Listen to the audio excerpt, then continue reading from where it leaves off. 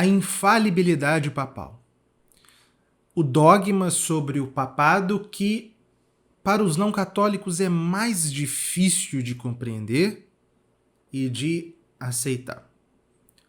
Mas será que a infalibilidade do bispo de Roma foi uma invenção da Igreja em 1870 ou ela já era crida desde as origens? Isso é o que nós veremos na aula de hoje, em continuação e em conclusão ao nosso curso, o papado instituído por Cristo ou por Constantino, que busca demonstrar que o papado, em tudo aquilo que a Igreja Católica reconhece como de fé a respeito dele, já estava configurado plenamente nas origens do cristianismo. E é isso que nós temos visto, agrupando as reivindicações papais em 3 grandes reivindicações, demonstrando como o primado papal era reconhecido, como a jurisdição universal do Papa era reconhecida e agora como a infalibilidade papal era também reconhecida. E antes de nós entrarmos no tema, é bom pontuar algumas coisas. Hoje em dia, e é bom a título sobretudo de conclusão, já adiantando um pouquinho a conclusão, hoje em dia é muito difícil ser católico. A Igreja, ela atravessa como o seu Senhor uma paixão. Isso é indiscutível. Nós assistimos dentro do seio da Igreja uma apostasia sem precedentes que parece recordar, ou quem sabe realizar, aquelas palavras de Cristo que geralmente as pessoas elas não levam muito em conta. Geralmente muito apegadas ali na realidade canônica e tal, não levam muito em conta essas palavras de Cristo. Quando o Filho do Homem voltar, ele encontrará fé sobre a terra? Nós frequentemente nos esquecemos do Apocalipse, nós frequentemente nos esquecemos das realidades escatológicas, da grande apostasia prevista por Cristo, por São Paulo e por São João no Novo Testamento. E que no final da história as coisas elas não serão muito normais, digamos assim, elas fugirão um pouco da ordem natural das coisas, tal como nós entendemos ao longo da história. E parece que é isso que está acontecendo com a Igreja. O que é a crise da Igreja, senão isso? Senão um momento em que a Igreja ela parece se transformar em uma coisa diferente da que ela é. Mas não se transforma, pois seu divino fundador impede, a protege. E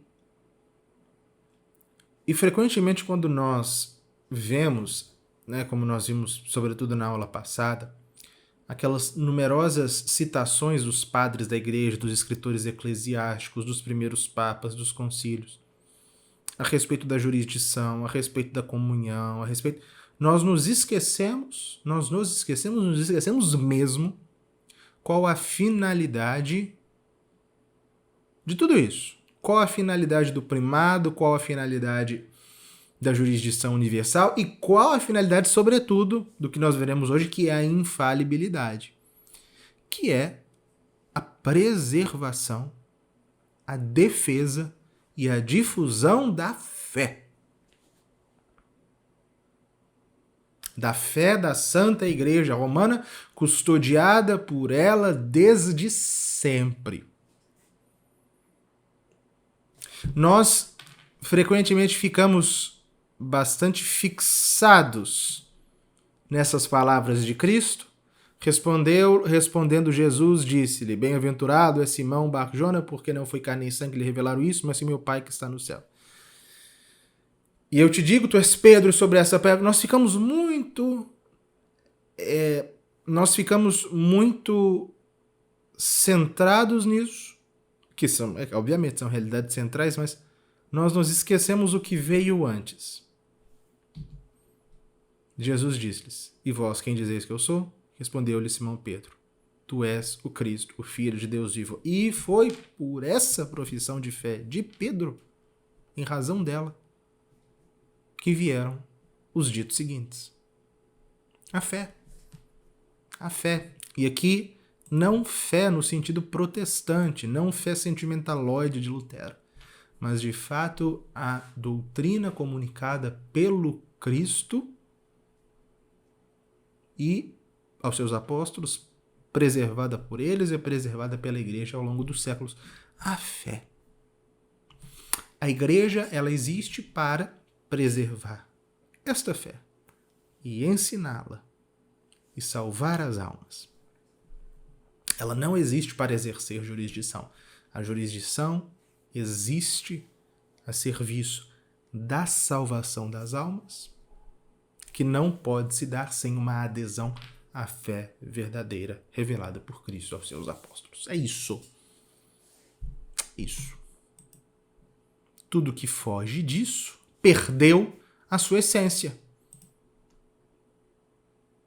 De São Paulo, ainda que venha um anjo descido do céu e lhe ensine um evangelho diferente deste que nós vos ensinamos, seja anátema.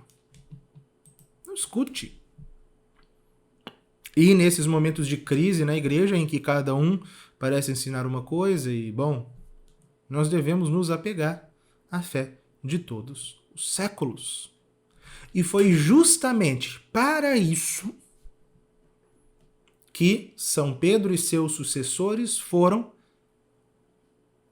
investidos de um munus que nós chamamos infalibilidade. Que, infelizmente, não é exercida desde Pio XII. A última vez que um Papa exerceu o carisma da infalibilidade foi o Papa Pio XII. Então vamos lá. A infalibilidade papal nos primeiros séculos. Vocês se lembram do que eu falava na aula 2? Um dos pontos que eu coloquei foi a questão do desenvolvimento do papado. E eu falei, o papado se desenvolveu, eu falei que sim, nos termos descritos por São Vicente de Lerrano, seu comunitório, escrito no começo do século V. E eu disse que a doutrina católica a respeito do papado se desenvolveu, tanto quanto, por exemplo, a doutrina sobre a Santíssima Trindade se desenvolveu também. E como se deu esse desenvolvimento? Bom, quando um ponto da fé é contestado, quando surge alguma heresia, o que a igreja faz? Ela vê a necessidade de esclarecer o seu entendimento daquele assunto, condenando a heresia que viola a fé e declarando de modo mais expresso, mais explícito aquilo que ela sempre professou. Ou seja, as circunstâncias, as contingências a cada época, sobretudo as heresias, levam a igreja a precisar de forma mais clara o que ela sempre creu. Isso recomendo que vocês assistam novamente a aula 2, que eu coloco lá a citação de São Vicente de Lerrano, eu vou repetir aqui. E de modo que declarações mais ou menos vagas a respeito de algo no início da controvérsia se transformam em definições mais explícitas, mais categóricas da mesma fé, sem que tenha havido um acréscimo à fé. E um caso notável disso, além da Santíssima Trindade, além das naturezas de Cristo, é a infalibilidade papal, definida no Concílio Vaticano I. Ela era reconhecida pela Igreja dita primitiva, pela Igreja antiga, pela Igreja dos primeiros séculos? Sim. Como assim? Mas é tão difícil. Mas deve ser difícil. Vejam só. é necessário assistir o curso inteiro, né? Não basta você vir aqui cair nesse vídeo e achar que vai entender tudo. Não. Essa é a quarta aula de um curso.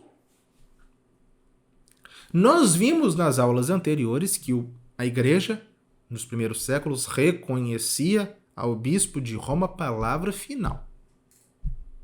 Inclusive palavra final em matéria de fé, não menos do que em disciplina. Primeira coisa, o Papa tem na igreja palavra final em matéria de fé.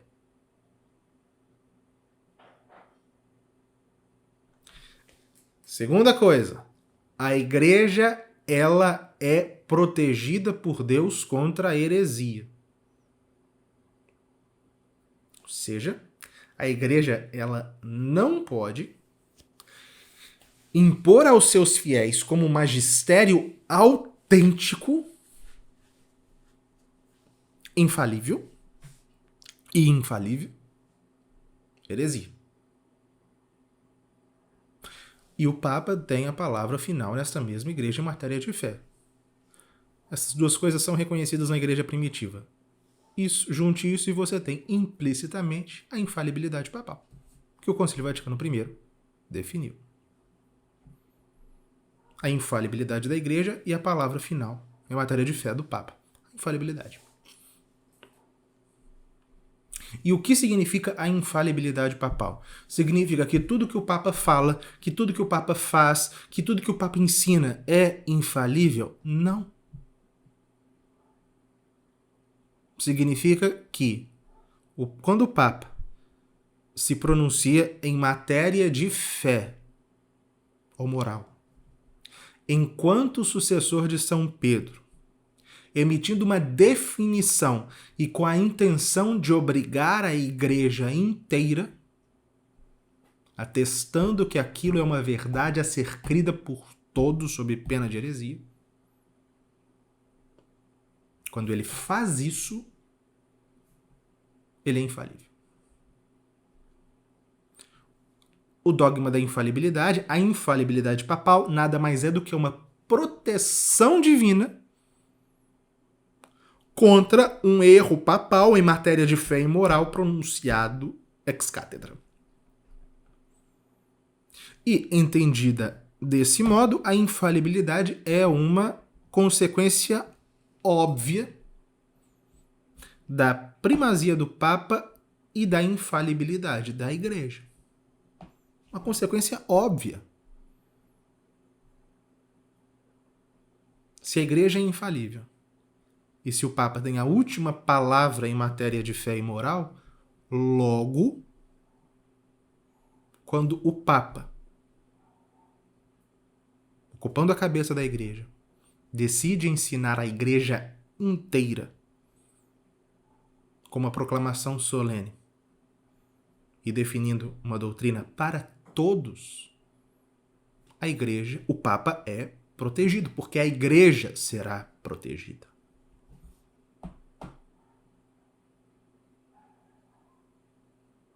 Nós vimos ad nauseam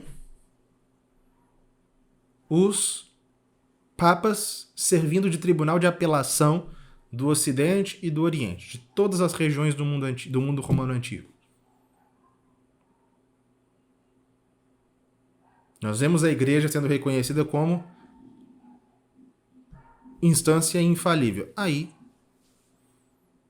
E se a Igreja é infalível, e se o Bispo de Roma tem autoridade final sobre ela, tanto em questões de fé quanto de disciplina, o Bispo de Roma é infalível.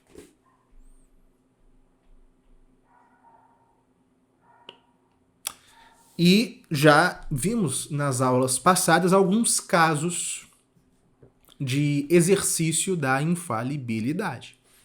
Nós vimos, por exemplo, no século III, o Papa Zeferino excomungando os montanistas, o Papa Dionísio corrigindo o erro doutrinário de Dionísio de Alexandria, no século IV, o Papa Cirício condenando o herege Joviniano, no século V, Santo Inocêncio I condenando o pelagianismo, o Papa São Leão Magno condenando o monofisismo. Isso tudo era questão de fé. Agora vocês dirão, isso aí esses casos eram todos casuísticos. Casos específicos. É possível, vocês podem perguntar, encontrar textos nos primeiros séculos nos quais se fala especificamente dessa autoridade final do Papa sobre questões de fé, que nós sabemos que é infalível?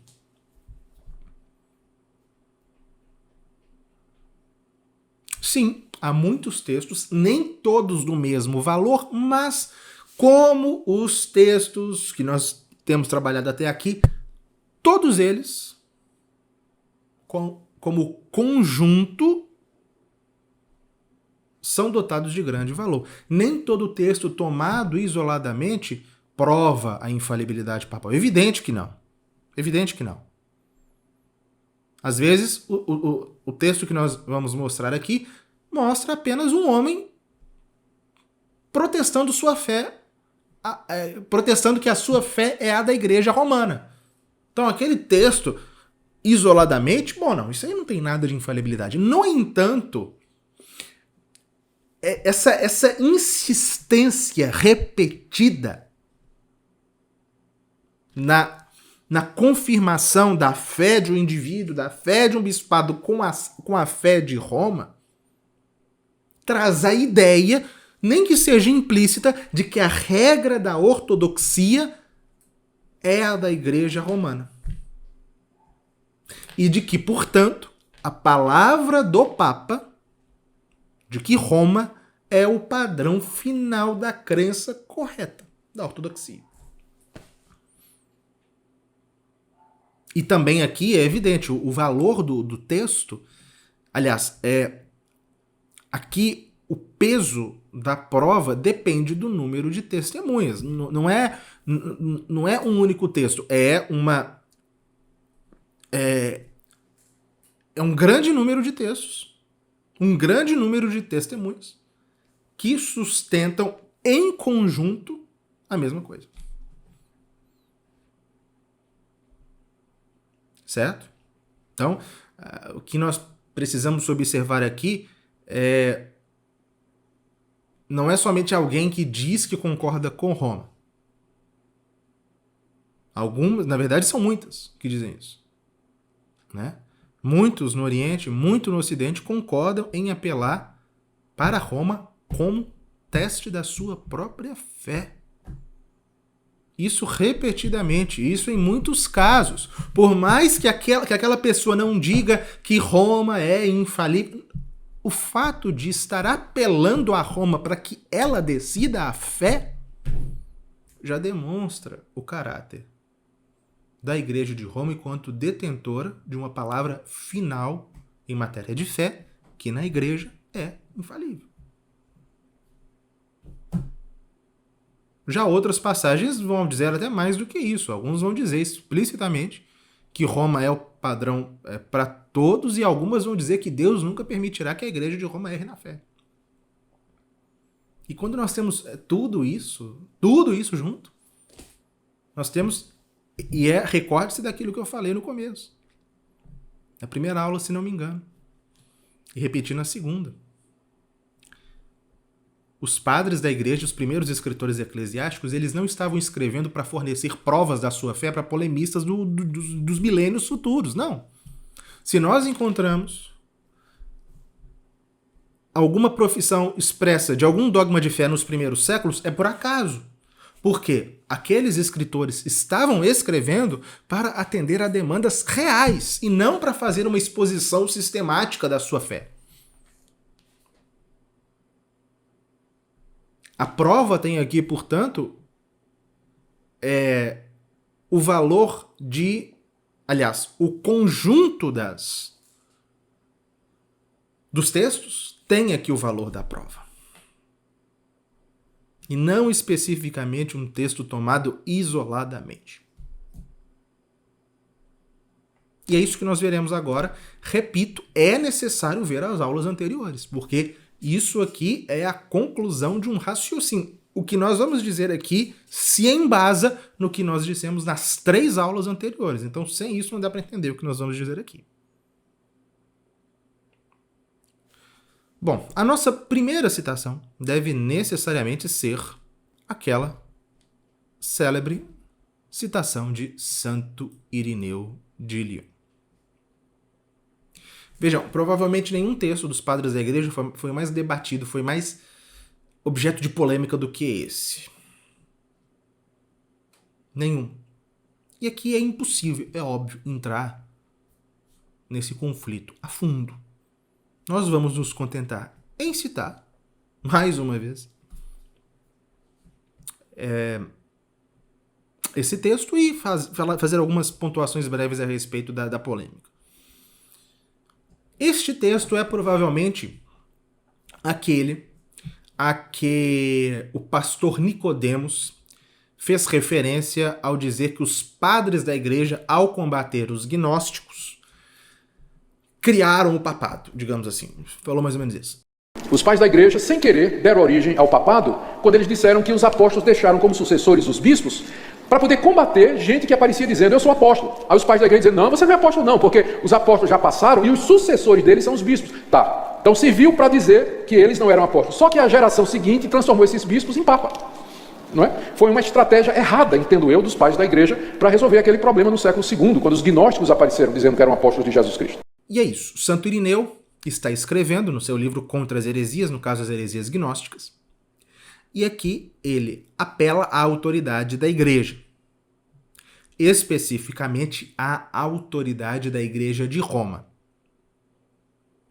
Diz ele, mas visto que seria coisa bastante longa elencar numa obra como esta as sucessões de todas as igrejas, limitar-nos-emos à maior e mais antiga igreja, conhecida por todos, a igreja fundada e constituída em Roma pelos dois gloriosíssimos apóstolos Pedro e Paulo, e indicando a sua tradição recebida dos apóstolos e a fé anunciada aos homens que chegou até nós pela sucessão dos bispos, refutaremos todos os que, de alguma forma, quer por enfatuação ou por vanglória, quer por cegueira ou por doutrina errada, se reúnem prescindindo de qualquer legitimidade, no caso os hereges gnósticos. Com efeito, deve necessariamente estar de acordo com ela, por causa da sua origem mais excelente, toda a igreja, isto é, os fiéis de todos os lugares, porque nela sempre foi conservada de maneira especial a tradição que deriva dos apóstolos.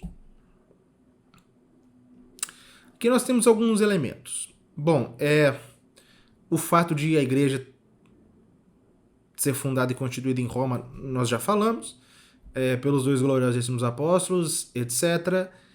Ele invoca aqui, e a fé anunciada aos homens que chegou até nós pela sucessão dos bispos, refutaremos todos os que de alguma forma, ou seja, ele recorre à tradição preservada na igreja de Roma para combater os hereges, mas vejam só, que nós temos uma expressão interessante, a maior e mais antiga igreja. Em latim, antiquissima. Em grego, exarotans. É estranha essa expressão, mais antiga, porque a igreja de Roma não é a mais antiga e Santo Irineu sabia disso.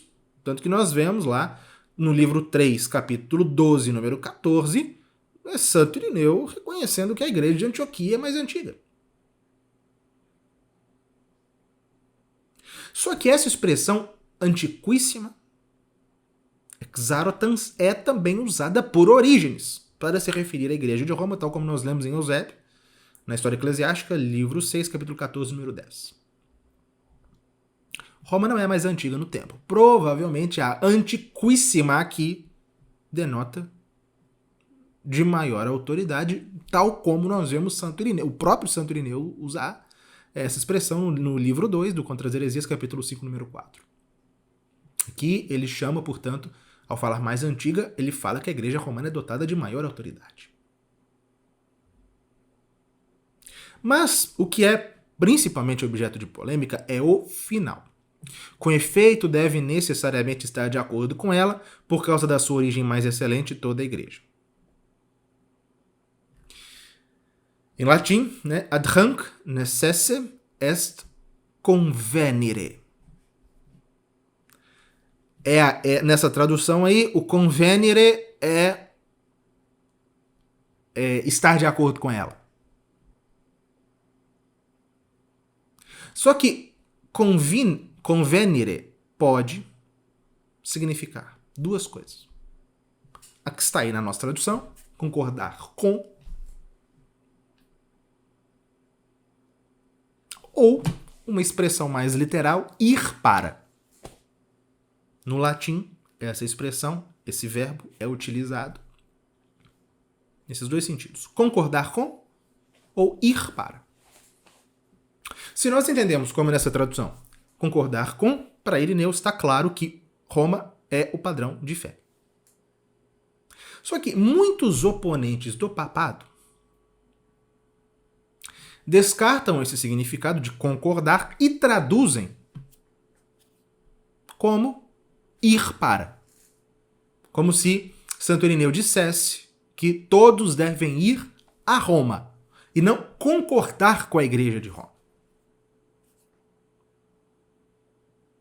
Só que, se Santo Irineu utilizasse nesse sentido, ir para, ele deveria fazer alusão à cidade e não à Igreja de Roma. Isso é o que entenderam estudiosos célebres do protestantismo, como Stieren, protestante, que declara enfaticamente que o significado adequado aí é concordar com, e o célebre também Harnack, que diz: convenire provavelmente deve ser entendido em sentido derivado, em seu significado derivado. O sentido literal, e portanto mais óbvio, toda a igreja deve ir para a igreja romana, é dificilmente aceitável. Vejam só, o que Irineu está querendo dizer nesse texto? Ele está querendo dizer que a fé de Roma é um critério suficiente. Mas isso poderia ser provado fazendo com que as pessoas fossem a Roma, como se eles estivessem dizendo: vão a Roma e lá vocês descobrirão, vão à cidade de Roma e lá vocês vão descobrir qual a fé verdadeira.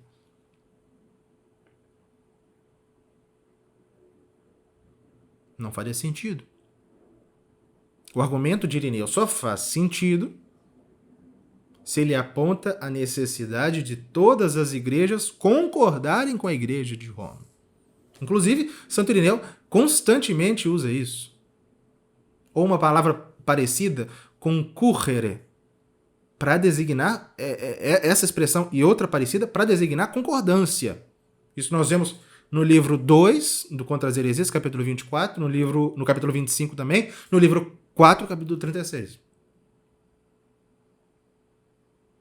Ele utilizando essa expressão ou uma próxima para designar concordância. Mas a interpretação antipapal dessa expressão é de que Irineu quer dizer que Roma é uma grande cidade, que estrangeiros vão para lá de todos os países, cristãos de todas as partes. Então, indo para Roma, você vai descobrir, tendo contato com pessoas de vários lugares diferentes, o que eles acreditam, ou seja, em vários países.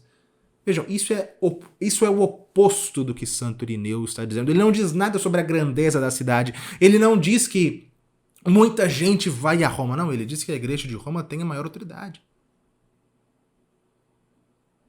Ele não diz que estranhos vão à cidade. Ele não diz que muita gente vai a Roma porque Roma é uma cidade grande. Isso é tudo dedução do que não está escrito. A partir do que não está escrito.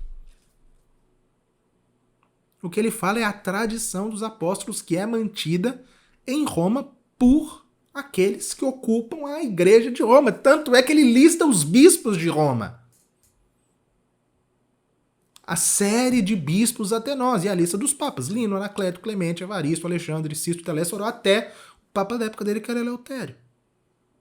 Como seria possível admitir que Santo Irineu, como dizem os opositores do papado, que Santo Irineu está dizendo que as pessoas devem ir para Roma, porque Roma é uma cidade grande, no qual vai muita gente, cristãos de todas as partes, e lá você vai descobrir a fé da igreja. Mas por que ele está se embasando? Ele invoca a autoridade, ele invoca o exemplo dos bispos de Roma, que preservam a tradição apostólica.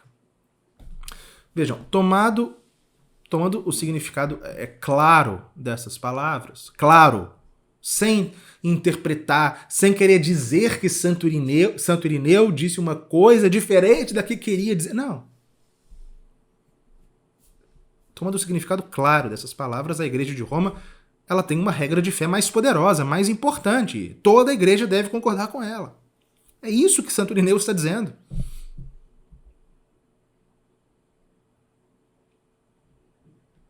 São Cipriano, no século seguinte a Santo Irineu, quando ele escreve ao Papa Cornélio, dizendo que os cismáticos africanos tinham ido a Roma para apelar ao Papa, ele diz o seguinte: ousam navegar até a Cátedra de Pedro, até a igreja principal, de onde se originou a unidade sacerdotal, sem pensar que ali se encontrariam com aqueles romanos cuja fé fora louvada pelo elogio do apóstolo e junto aos quais não poderia a perfídia encontrar guarida. O que é perfídia? É falta de fé.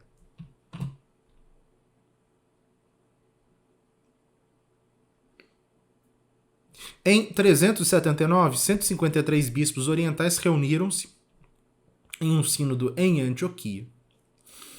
E quando esses bispos assinaram as atas sinodais, esses 153 bispos, fizeram questão de notar que estavam de acordo com a fé do Papa de Roma, que recentemente havia convocado, por sua vez, um sínodo em Roma. Diz ele: aqui termina esta carta ou a exposição do Sínodo Romano. Aqui reproduziram o que o Sínodo Romano havia dito.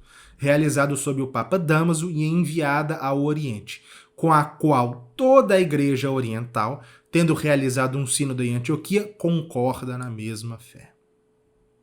E todos assim concordando, confirmam a fé explicada acima, cada um por sua própria assinatura. Repito, essa citação, tomada em si mesmo, diz muita coisa? Não. Mas, no seu conjunto, a enfática repetição de adesão à fé e a concordância com a fé de Roma. O mesmo Papa Dámaso condenou a heresia que negava a divindade do Espírito Santo, que era o macedonianismo.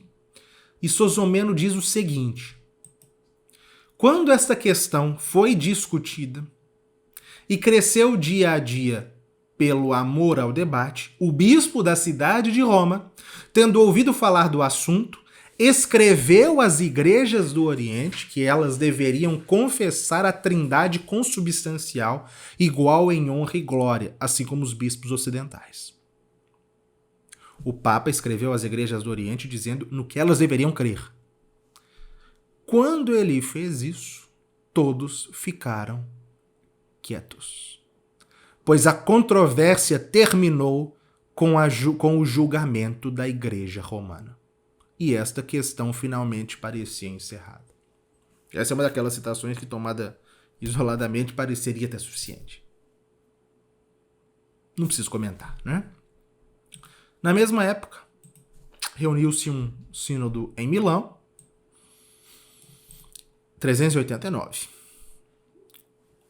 cujas atas nós lemos na Epístola 42 do Epistolário de Santo Ambrósio. Mas se não querem acreditar no ensino dos bispos, acreditem nos oráculos de Cristo. Acreditem na advertência dos anjos que dizem: nada é impossível para Deus. Deixe-os acreditar no credo dos apóstolos que a Igreja Romana sempre mantém e preserva incorrupto. Uma nova invocação da fé preservada na Igreja Romana. Em 416, 2 sínodos foram realizados na África, em Cartago e em Mileve, contra o pelagianismo. E cada um, o que cada um fez? Submeteu os decretos ao Papa Inocêncio I. Ao sínodo de Cartago, vejam só, concílios regionais decidiram a respeito de uma heresia. O que fazem? Enviam para o Papa Inocêncio I para que ele confie. Ao sínodo de Cartago, ao concílio de Cartago, o Papa respondeu: mantendo a antiga tradição, lembrando-se da disciplina da Igreja, vocês agora fortalecem sua religião consultando-nos, tanto quanto quando fez o decreto. Vocês decidiram recorrer ao nosso julgamento sabendo o que é devido à sé apostólica, pois nós, os papas, estando aqui colocados, pretendemos seguir o apóstolo de quem deriva o próprio episcopado e toda a autoridade deste nome. E ao sínodo de Mileve, o Papa escreveu: certa e apropriadamente consultastes o julgamento digno de confiança do apóstolo. Quero dizer, a confiança daquele que tem, além das coisas externas, o dever de cuidar de todas as igrejas. Como confirmais isto com vosso ato? Pois sabeis que sempre enviamos respostas da fonte apostólica para aqueles que as procuram de todas as províncias. Especialmente sempre que uma questão de fé é levantada, sustento que todos os nossos irmãos e companheiros bispos devem referir-se apenas a Pedro, isto é, ao herdeiro de seu nome e honra, como fizestes agora, pois ele pode ajudar todas as igrejas em comum em todo o mundo. Ou seja, ele está reivindicando de fato a sua autoridade em matéria de fé, e ele de fato confirmará o que esses dois concílios decretaram contra o pelagianismo. E foi quando esta última carta do Papa Inocêncio I chegou na África, chegou em Mileve, que Santo Agostinho pronunciou as suas famosas palavras.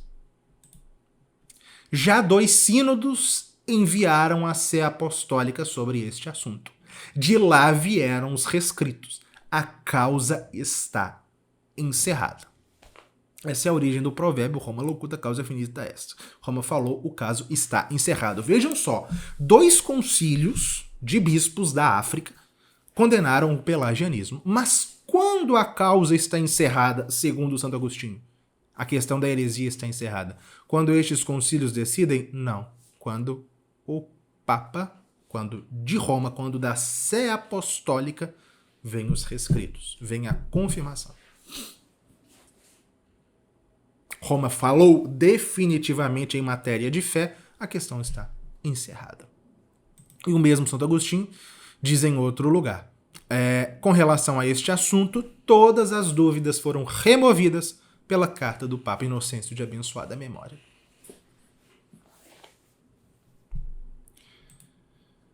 Ainda no tempo de Santo Agostinho, escrevia o Papa Zósimo. E aqui, por que nós fazemos questão de invocar as palavras dos próprios papas? Isso não seria... eles não estariam simplesmente advogando em causa própria? Bom, se você assistiu à aula passada, eu explico por que eu dou a resposta a isso. Não vou repetir aqui, porque como eu falei, é necessário ver todas as aulas. A tradição dos padres dá tanta autoridade à sé apostólica que ninguém ousa contradizer seu julgamento. Tão grande é a nossa autoridade que ninguém pode voltar atrás em nosso veredito. Aqui é importante, ele não fala... Por que nós colocamos isso aqui não na aula passada? Porque nesse caso ele não falava do julgamento de alguém ou de uma questão disciplinar. Não, aqui ele falava de uma questão de fé. No caso, ele estava ali falando da decisão do Papa em relação à heresia pelagiana. O Papa Celestino I definiu a fé católica em relação ao pelagianismo e também ao nestorianismo, e a esse respeito ele escreveu: as sanções da abençoada e apostólica sé não podem ser violadas. São Cirilo de Alexandria, escrevendo ao mesmo Papa Celestino I sobre o nestorianismo, ele diz: como o antigo costume das igrejas convence que questões desse tipo se devam ser comunicadas à vossa santidade, escrevo movido pela fé e sobre os bispos. Aqui alguém vai falar, né? Como se São Cirilo de Alexandria estivesse dizendo, por respeito ao protocolo cerimonial, de respeito ao primeiro entre os iguais, eu escrevo para o... Pessoal, tratava-se de uma questão de fé, de uma heresia grave que negava a unidade das pessoas de Cristo, da pessoa de Cristo, dizendo que havia 2 pessoas nele, no caso do nestorianismo. Não era uma questão cerimonial, não era uma questão de primeiro entre os iguais. Era uma questão grave. Questões desse tipo que é uma heresia. Questões assim, diz São Cirilo, devem ser comunicadas à vossa santidade. Questões de fé devem ser comunicadas à vossa santidade. Teodoreto, nós já vimos na aula passada, por isso que eu estou falando. Não dá para entender isso aqui sem as aulas passadas. Ele diz o seguinte: eu espero a sentença de vossa sé apostólica, ele havia sido deposto por acusação de heresia.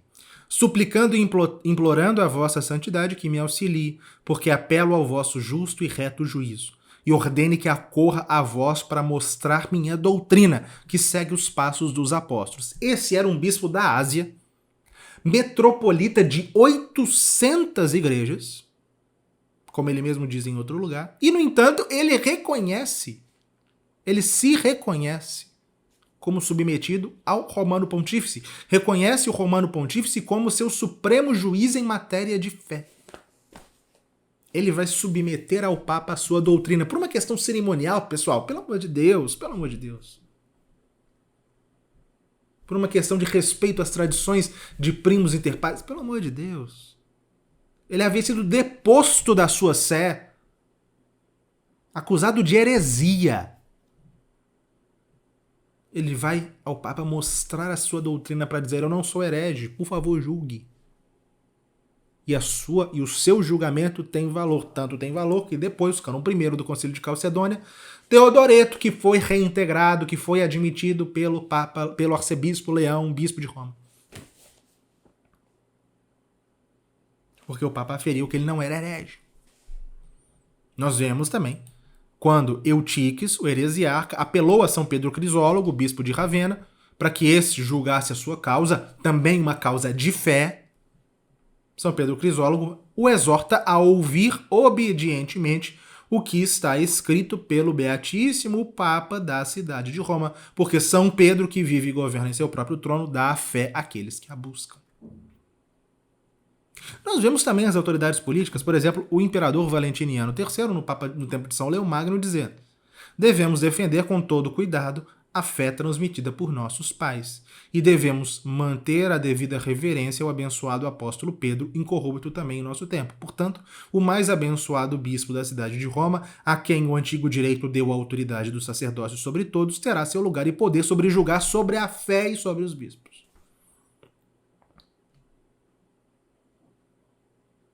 Essa ideia, né, de que nós devemos atender ao que o Papa diz em matéria de fé,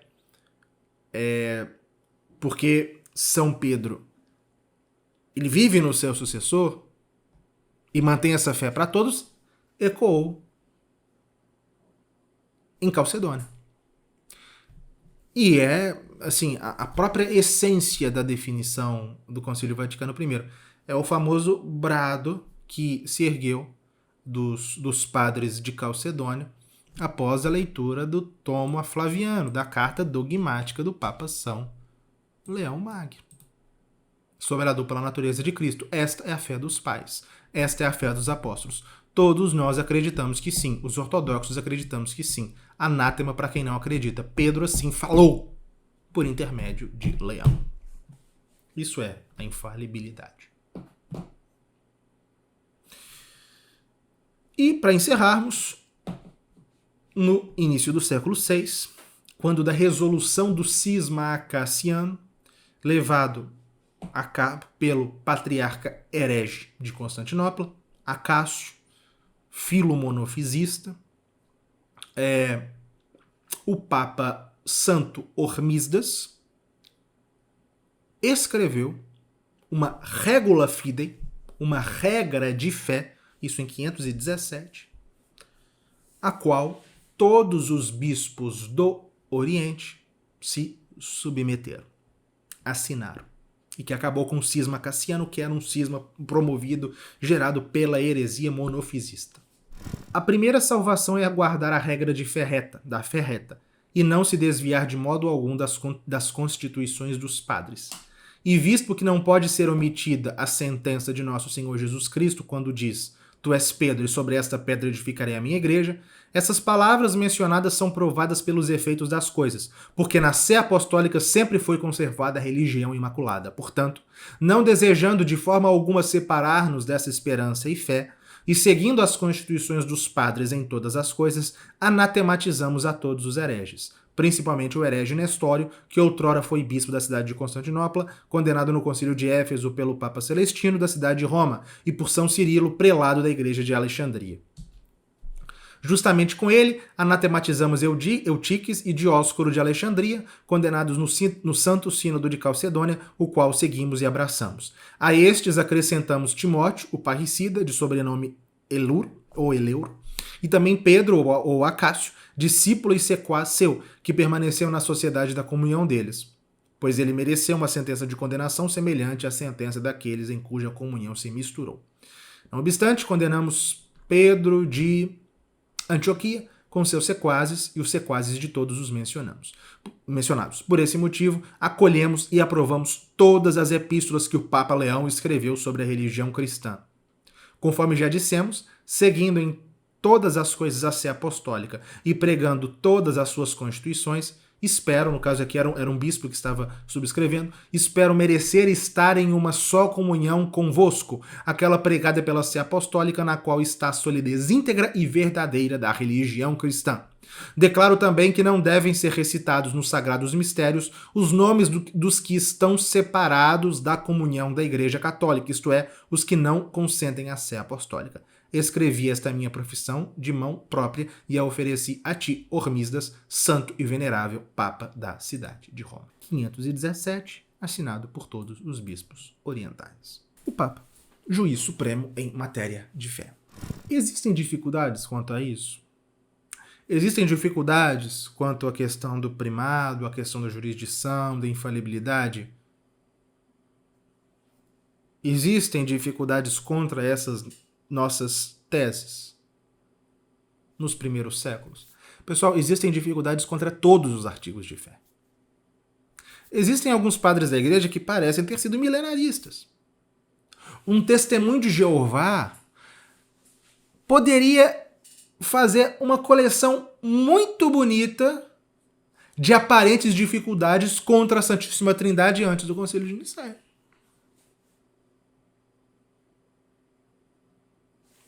Se nós lermos a primeira apologia de São Justino, há ali uma passagem que sugere subordinacionismo.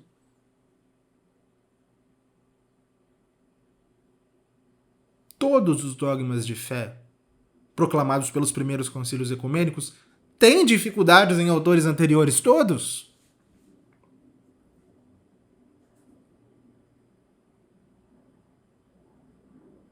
Mas aquilo que o Papa reivindica como de fé, que a Igreja reivindica como de fé a respeito do papado, são talvez os dogmas católicos nos quais há menos dificuldade.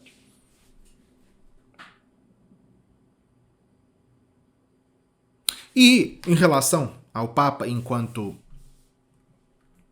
juiz último em matéria de fé, que é o que a infalibilidade ao cabo define, se nós lermos a Regesta Pontificum Romanorum, aquela coletânea de Philippe Jaffé, nós encontramos entre as cartas papais, desde o começo até São Leão Magno, ou seja, até 461, 166 manifestações da jurisdição universal do Papa em matéria de fé. Aqui estão os números dessas cartas, caso alguém queira procurá-las. Anote aí para pesquisar lá na Regesta Pontificum Romanorum, que nós veremos os papas dos primeiros 5 séculos 166 vezes, ao menos, exercendo jurisdição em matéria de fé. O que nós vemos na história da Igreja é, de fato, a continuidade da fé católica ao longo dos séculos, uma linha contínua da transmissão da fé. E nós a descobrimos como? Com a história da Igreja. Aquilo que foi crido sempre, por todos e em todo lugar. Célebre axioma de São Vicente de Lerran que nós nunca deixaremos de repetir. Venha conhecer a história da Igreja conosco. É na história que estão os fundamentos da nossa fé. Na Escola de História da Igreja você terá uma formação séria, aprofundada com a história da Igreja. Conhecendo essa história que é sua, que não é a história de alguém que está além, que não diz respeito. Não, é a sua história. Você, enquanto membro do corpo de Cristo, você faz parte dessa história e essa história é sua. Nós temos na escola um curso, eu vou repetir, um curso principal de História Universal da Igreja, que até o momento já tem 160 aulas, até o século XIII. Nós já estamos chegando no final da Idade Média e início da Modernidade. De tudo isso, né, você poderá receber, fazendo a sua matrícula, que é uma anuidade, podendo parcelar em até 12 vezes no cartão. sendo possível também parcelar no boleto. Qualquer dúvida nesse sentido, você entre em contato com a nossa equipe. O link está aqui na descrição e também há o número do WhatsApp para você conversar com o nosso atendente, que, repito, não é um robô, é uma pessoa mesmo que vai tirar todas as suas dúvidas. Bom, eu espero que esse curso tenha sido frutuoso. A Igreja Católica enfrenta uma crise terrível, o papado enfrenta uma crise terrível.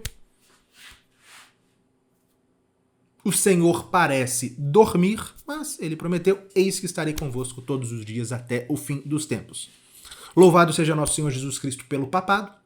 Louvado seja nosso Senhor Jesus Cristo por essa linha ininterrupta de homens, uns santos, outros pecadores, uns bons, outros maus, mas que, independentemente da virtude ou da diligência com que este ou aquele preservou o depósito da fé, o papado preservou o depósito da fé. Que esse tempo de crise não nos faça perder a fé. Ao contrário, eu começava essa aula dizendo que não é fácil ser católico hoje, bom, mas ao mesmo tempo nós temos a possibilidade de, mais do que todas as gerações passadas, ouso dizer, mais do que todas as gerações passadas, nós temos a possibilidade de professar a nossa fé da forma mais pura. Tal como São João ali ao pé do Calvário, ou antes Nossa Senhora ali ao pé do Calvário, vendo o seu filho desfigurado e morto. Tudo ali parecia, humanamente falando, naturalmente falando, tudo ali depunha contra a divindade de nosso Senhor. Pois bem, o estado em que a igreja se encontra hoje depõe contra a sua origem divina, humanamente falando.